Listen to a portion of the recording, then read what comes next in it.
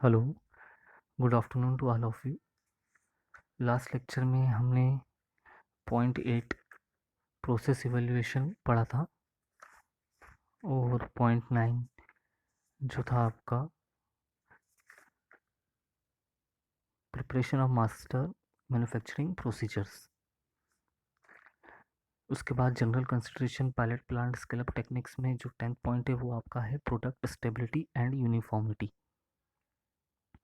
इसके पहले पॉइंट में आप देखें the primary objective of the pilot plant is the physical as well as chemical stability of the product। हमारा जो प्राइमरी ऑब्जेक्टिव होना चाहिए, जो गोल होना चाहिए पायलट प्लांट का, वो यह होना चाहिए कि फिजिकल और केमिकल स्टेबिलिटी जो भी प्रोडक्ट हमने बनाया है, जो भी नया प्रोडक्ट हमने डिज़ाइन किया है, उसकी फिजिकल और केमिकल स्टेबिलिटी को भी हमें ध्यान में रखना पड़ता है।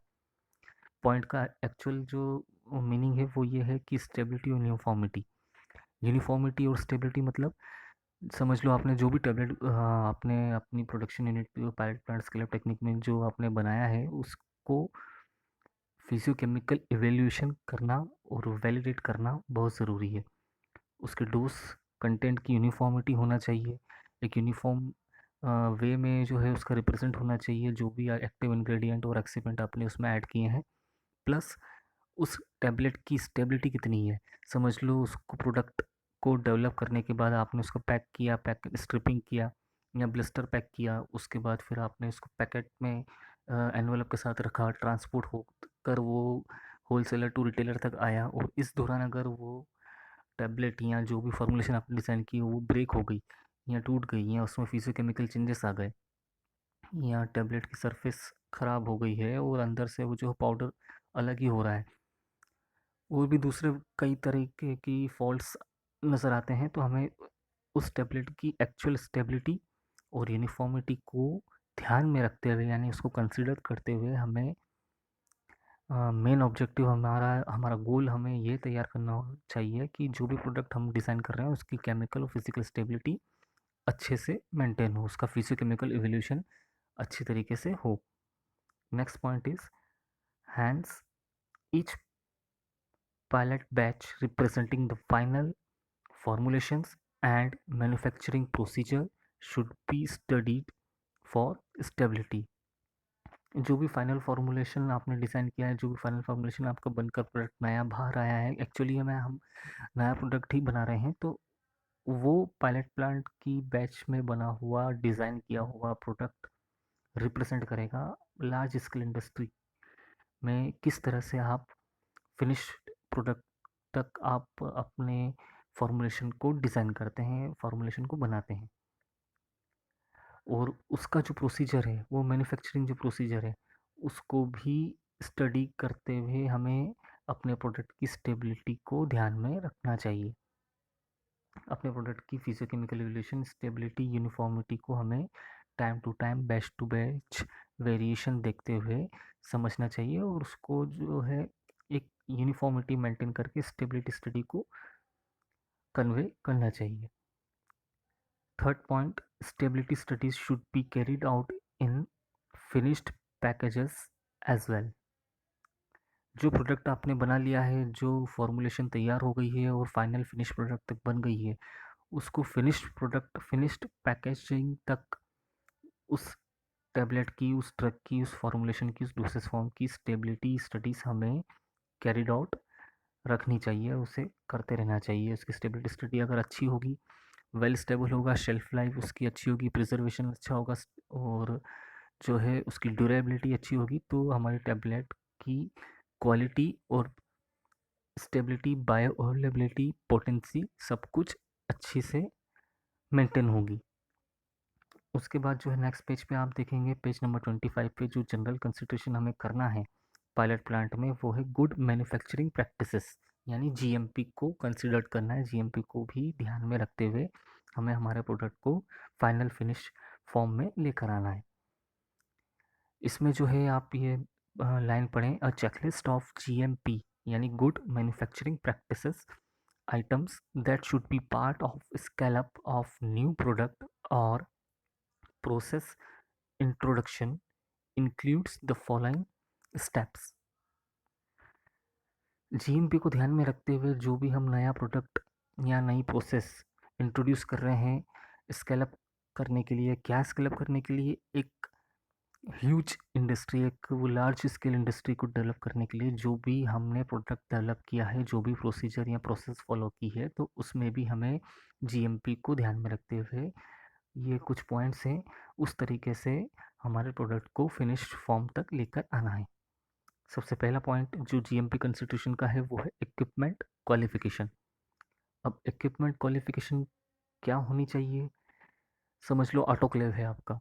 ऑटोक्लेविंग में जो है, जो इक्विपमेंट हम यूज़ कर रहे हैं उसका कंटेनर कितना स्टोरेज कर सकता है, कितनी देर तक हीट स्टेबिलिटी उसकी है, वो कितने समय बाद उसको फिर से वैलिडेट करना होगा, उसकी मेंटेनेंस कॉस्ट क्या है, इक्विपमेंट को कितनी जगह चाहिए वहाँ वर्क करने के लिए, वो फ्लोर स्पेस एरिया क्या है।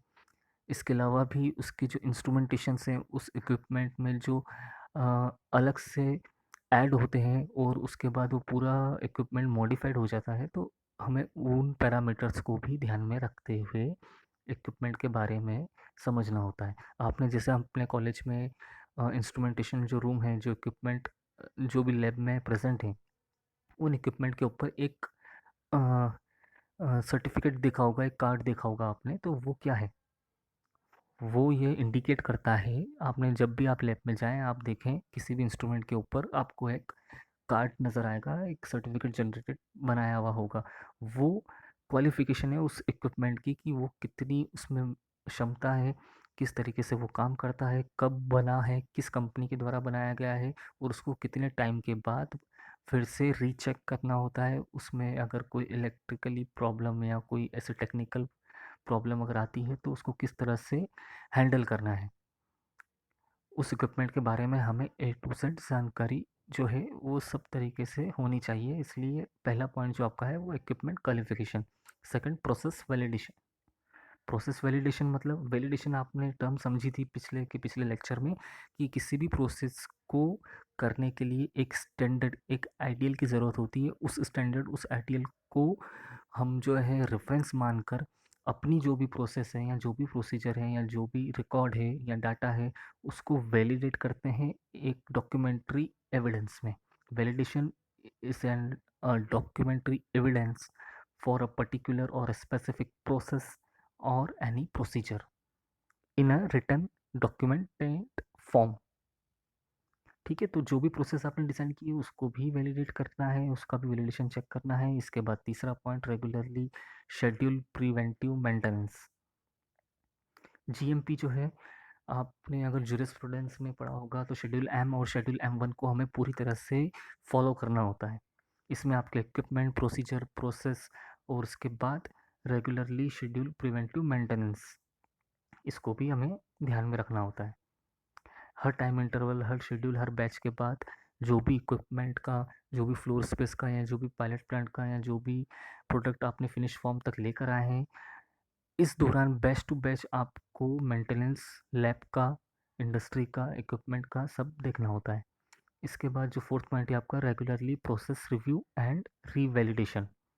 जो भी प्रोसेस, जो भी फार्मूला आपने डिज़ाइन किया है डोसेस फॉर्म का, जितनी भी क्वांटिटी में आपका एक्टिव इंग्रेडिएंट और एक्सिपिएंट यूज़ हो रहा है, वो प्रोसेस और उसमें यूज़ होने वाले इक्विपमेंट, उसमें यूज़ होने वाले glasswares, testing materials, time, temperature, other parameters, उन सब को जो भी प्रोसेस में आ रहा है उन्हें रिव्यू टाइम टू टाइम और रीवैलिडेट टाइम टू टाइम हमें करना होता है according to good manufacturing practices and following the terminology of scheduled M and schedule M1। उसके बाद fifth point is the relevant written standard operating procedure. इसको भी हमें कंसिडर करना होता है according to GMP in pilot plant scale up techniques. एक written procedure हमारे पास जो है होना चाहिए, अवेलेबल होना चाहिए। जो भी फार्मेसी, जो भी ऑपरेटर वहाँ कंपनी में काम कर रहा है, जो हैंडल कर रहा है उस पूरी फॉर्मूलेशन को, जो प्रोसीजर हमने बना के रखा हुआ है, वो अच्छी राइटिंग में या लीनियंट वे में हमारे पास रिकॉर्डेड होना चाहिए। एक्सटेंडेड ऑपरेटिंग प्रोसीजर होना चाहिए जो किसी एक आइडियल रेफरेंस से मैच खाता हो या उसके इक्वल हो, जैसे कि आईपी या कोई अच्छी बुक। आईपी में आपने देखा होगा कि हर फॉर्मूलेशन, चाहे वो टैबलेट का फॉर्मूलेशन हो, चाहे वो लिक्विड हो, सस्पेंशन हो, इमल्शन हो, ऑइंटमेंट हो, क्रीम हो, पेस्ट हो, जो भी आप डोसेस फॉर्म में अपने एक्टिव इंग्रेडिएंट को मोल्ड कर रहे हैं, तो उसका एक प्रोसीजर है। उस प्रोसीजर के अनुसार आपने कभी भी देखा होगा कहीं पे भी ऐसा लिखा हुआ होता है कि according to IP, means according to Indian pharmacopoeia. यानी हमने ये प्रोसीजर इंडियन फार्माकोपिया को स्टैंडर्ड मानते हुए उस प्रकार से डिज़ाइन किया है। और जिस तरह से हमने उस प्रोसीजर को डिज़ाइन किया है, हमने उसको इन प्रोसेस में कंडक्ट भी किया है according to GMP and schedule M1M। ठीक है, तो जो relevant written standard operating procedure है वो भी हमें ध्यान में रखना होता है। उसके बाद 6th पॉइंट है the use of competent technically qualified person. आपके पास सब चीज़ें हैं, जैसे प्रोसीजर है, प्रोसेस है, जीएमपी गाइडलाइन है, आपने हर तरीके से फॉर्मूलेशन डिज़ाइन करके देख लिया है, लेकिन अगर क्वालिफाइड पर्सन या टेक्नीशियन को ऑपरेट करना ही नहीं आ रहा है या हमारे पास इस तरीके का क्वालिफाइड पर्सन नहीं है, तो ये सारी मेहनत बेकार हो जाती है। तो इसलिए जो भी पर्सन या जो भी टेक्नीशियन हम हमारी कंपनी में प्रोसीजर को फॉलो करते हुए फॉर्मूलेशन तक, फिनिश प्रोडक्ट तक बनाने के लिए यूज़ कर रहे हैं उस पर्सन को, तो उसे भी टेक्निकली, थ्योरेटिकली और प्रैक्टिकली वर्कआउट करना आना चाहिए कंपनी में। तो the use of competent technically qualified person is necessary to considered in pilot plant scale up. उसके बाद जो 7th पॉइंट है आपका, वो यह है adequate provisions for training of personal. जितनी भी रिक्वायरमेंट्स हमें चाहिए उस क्वालिफाइड पर्सन को ट्रेनिंग हमें उस हिसाब से ही करनी होती है।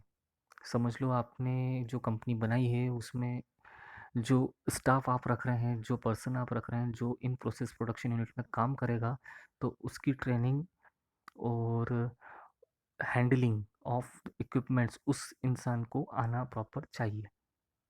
A well defined technology transfer system is to be maintained in the pilot plant.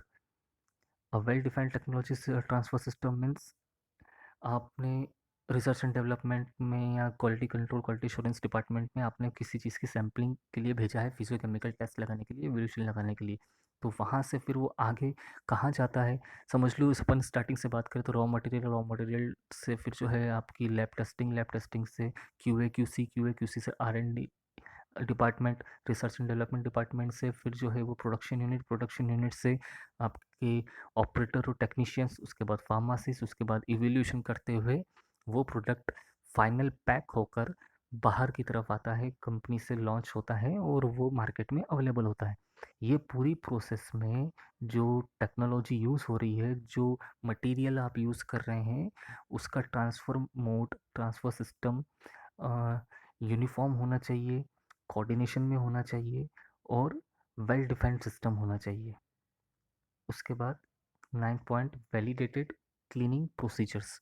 हमें किस तरह से साफ़ सफाई को ध्यान में रखना है जिससे कि कंटामिनेशन के चांसेस कम हो, प्रोडक्ट के डिग्रेड होने के चांसेस कम हो, ठीक है, या माइक्रोबियल ग्रोथ होने के चांसेस कम हो।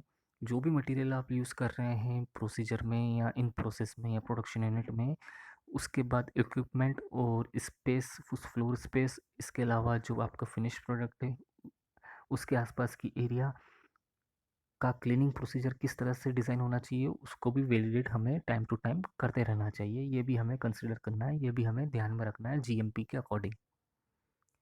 उसके बाद जो लास्ट पॉइंट है आपका in GMP consideration is an orderly arrangement of equipment so as to ease material flow and prevent cross contamination.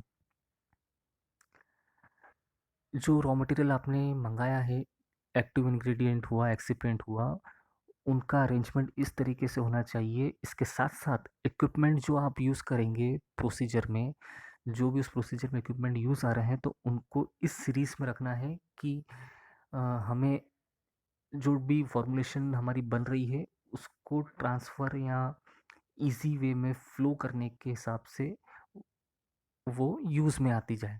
समझ लो पहले आपका ब्लेंडर लगा, हाँ, ब्लेंडर के बाद फिर आपका जो है वो पाउडर फॉर्म एक्टिव इंग्रेडिएंट और एक्सिपेंट का प्रॉपर्ली मिक्स हो गया। उसके बाद अगर कुछ और उसमें ऐड करना है तो उसको वहाँ से ट्रांसफ़र होकर दूसरे इक्विपमेंट में आना होता है। वहाँ से वो ट्रांसफ़र होकर पंचिंग मशीन तक पहुँचेगा। पंच होके टैबलेट बाहर आएगी। उसके बाद वो फ्लो होते हुए जो है आपके पैकिंग मटेरियल की तरफ, पैकिंग इक्विपमेंट की तरफ फ्लो होगी। अगर आपको ब्लिस्टर पैक करना है, स्ट्रिप पैकिंग करनी है तो उस हिसाब से वो डिज़ाइन आपका इक्विपमेंट होना चाहिए। ये पूरी एक सीरीज़ में होना चाहिए आपके लैब में, आपकी पायलट प्लांट यूनिट में या आपकी लार्ज स्केल इंडस्ट्री में। इससे होगा क्या कि जो कंटामिनेशन के चांसेस है वो कम हो जाएंगे। बार बार एक कमरे से जो है दूसरी लैब तक या लैब से ऑफिस तक या ऑफिस से फिर लैब में फिर यूनिट में प्रोडक्ट को इधर से उधर करने में हो सकता है कि कहीं उसकी डिग्रेडेशन के चांसेस ज़्यादा हो जाए, कंटामिनेशन के चांसेस ज़्यादा हो जाए, माइक्रोबियल ग्रोथ के चांसेस ज़्यादा हो जाए। तो हमें ये सब को अवॉइड करते हुए एक यूनिफॉर्म सीरीज़ में इक्विपमेंट को रखना चाहिए, यूनिफॉर्म सीरीज़ में जो है अपनी प्रोसीजर को कंडक्ट करना चाहिए, जिससे कि क्रॉस कंटेमिनेशन के चांसेस कम हो जाते हैं। उसके बाद transfer of analytical method to quality assurance. अब एनालिटिकल मेथड इसमें कहाँ यूज़ हो रही है?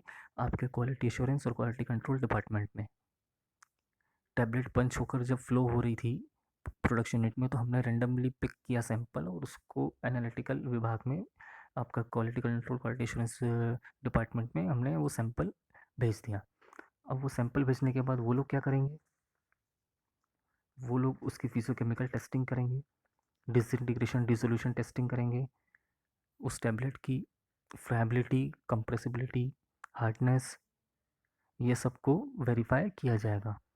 अगर वो हमारी जो है मानक पर खरा उतरता है या हमारे आइडियल रेफरेंस के आसपास भी कहीं आता है, या अगर हम अपनी टैबलेट का यूवी आईआर भी करते हैं, समझ लो कि आपका पैरासीटामोल उसमें ड्रग में कंटेंट है, हमें पता लगाना है कि एक्चुअल में 500 mg पैरासीटामोल उस ड्रग में है या नहीं।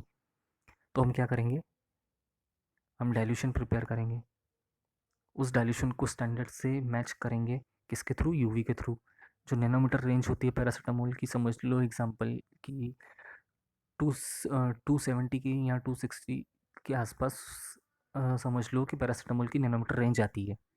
अगर उस नैनोमीटर रेंज का इंडिकेशन स्क्रीन पर, यूवी की स्क्रीन पर दिखता है, तो हमारे सैंपल में उतनी क्वांटिटी का पैरासीटामोल ड्रग प्रेजेंट है।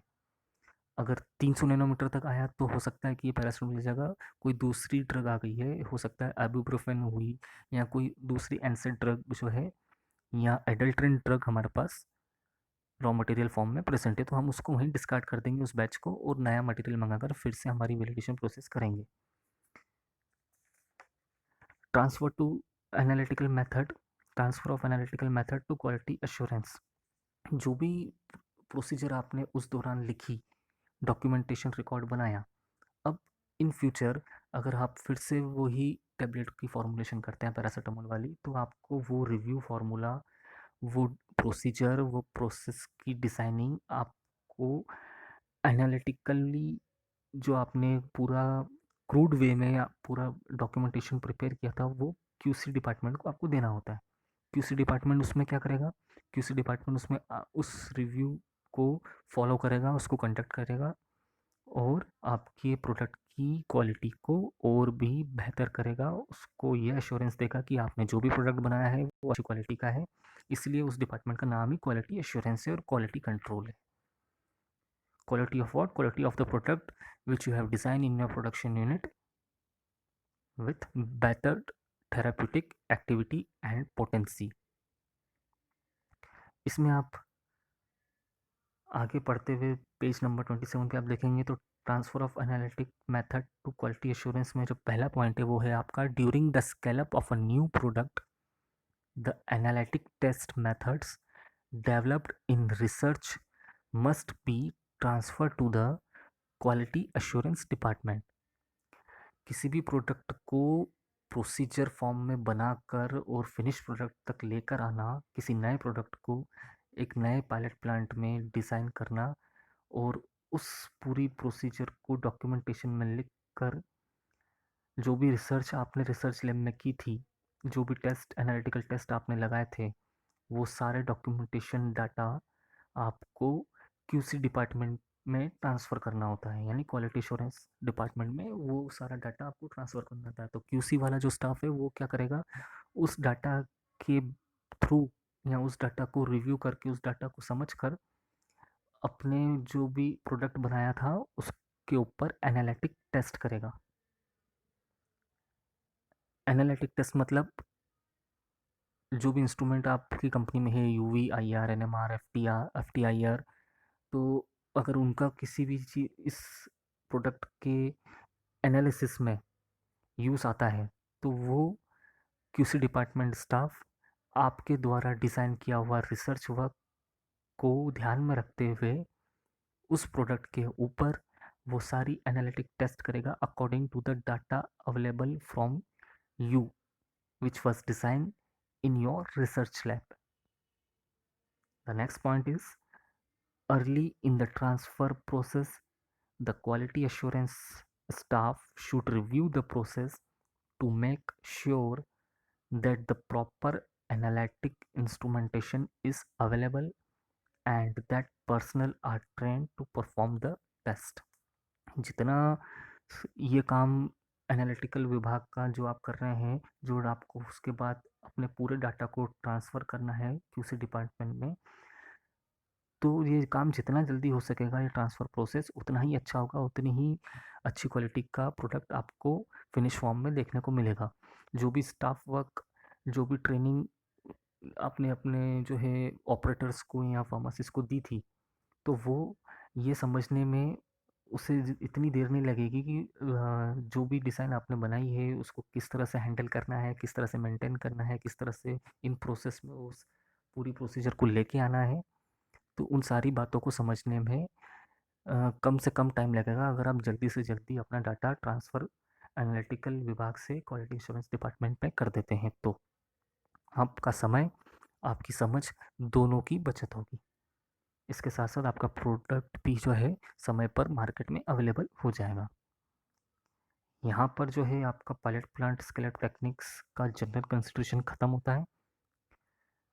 इन शॉर्ट अगर हम समझें तो pilot plant scale up techniques है क्या, जनरल कंसिडरेशन की टर्मिनोलॉजी क्या कहती है, हमें लार्ज स्केल इंडस्ट्री को अगर डेवलप करना है तो एक छोटा प्लांट यानी कि पायलट प्लांट स्केल अप करना पड़ता है और उस यूनिट के अंदर हमें किन किन जनरल बातों का ध्यान रखना है, किन किन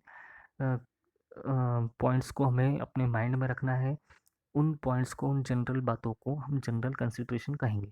उसमें हमने अभी तक के लेक्चर्स में जो पढ़ा वो कुछ इस तरह से है।